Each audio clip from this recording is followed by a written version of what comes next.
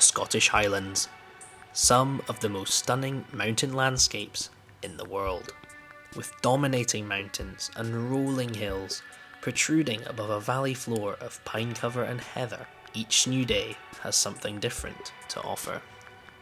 In the winter, bluebird, windless days can produce conditions equal to any alpine resort.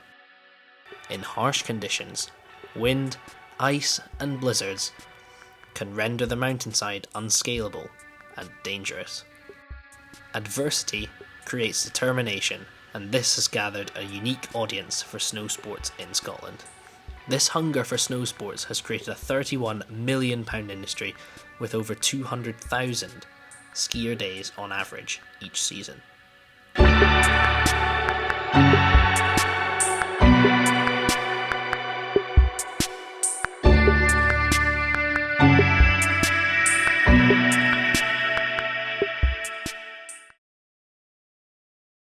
However, the first skiers in Scotland, over 130 years ago, faced similarly gnarly mountainside conditions without the luxuries the skiers of today now take for granted. Trudging up a snow-covered mountain with 2 wooden planks and a determined spirit of adventure was the only way.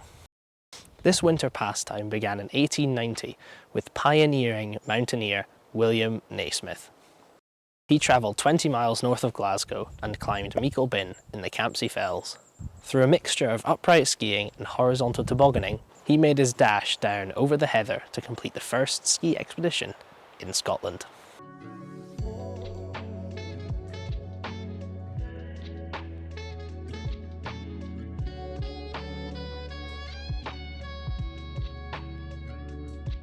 "17 years later, in 1907, the commitment to snow sports in Scotland was made clear, with Naismith joining 13 other skiers in the founding of the Scottish Ski Club.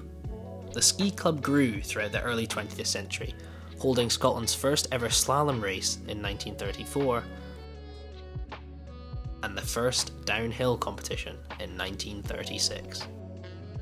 These took place on Ben Glass, north of Loch Tay and beside Ben Lors. The mountainside became the national centre of Scottish skiing at this time. Its location and accessibility was part of the reason it became so popular. Unlike many other mountains in Scotland, any dangerous rocky boulder fields were obvious and could be avoided. The smooth undulations and its soft grass provided a perfect base for snow to lie, giving an almost alpine-esque style to the ski conditions. These conditions were also kept for longer, as the lack of streams or boggy areas prevented the snow from icing up. Each face and angle of the mountain had a new line or run to offer, giving those who made the hike a worthy reward. Despite the local prestige, early competitors had to make the run ascent themselves. They did this from a Scottish Ski Club hut installation some way up this slope.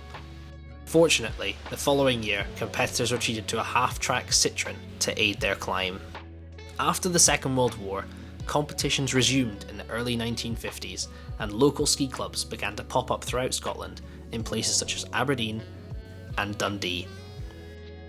They utilised basic infrastructure operated by the Scottish Ski Club, such as the Day Hut on Ben Glass, in order to increase their skiing support locally through teaching lessons and training the next generation of skiers.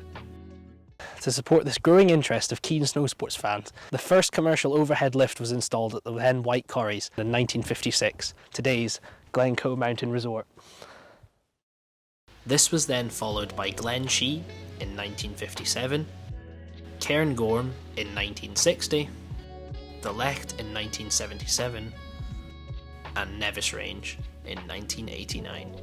These early piste maps show just how little of the area was covered by lifts. More adventurous skiers would still have to commit to arduous hikes further up the mountains to get the best runs. At this time, skiing was still primitive in Scotland in comparison to the nearby Alps, with only 1 or 2 toes per resort. Trying to compete with the larger alpine towns with numerous permanent lift systems was not a consideration in the slightest. Many of these resorts were spearheaded by a number of highly motivated individuals who popularised skiing in Scotland during this first early period. Soon, these individuals began to monetise the industry further, bringing in new ski lifts and ski hire facilities. With the introduction of these new luxuries, the localised, off-piste style skiing of the past lost its edge for many snow sports fans during this period of sustained growth. This off-piste audience was reduced to only the hardiest of Scottish adventurers. This culminated in 1999, where that once famous day hut on Ben Glass, the backbone of Scottish skiing in its day, was damaged during a storm. Despite its esteemed legacy, its owners opted to completely destroy the hut rather than repair or bankroll a replacement.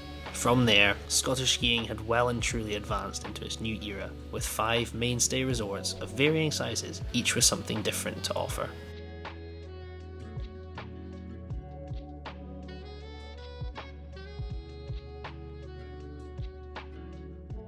Today, nothing can be found of that first ski hut that kindled Scotland's early ski scene into what it is today.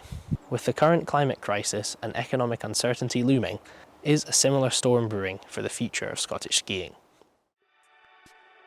On Ben Glass, leave no trace, as per the Scottish Outdoor Access Code, has been followed to a T.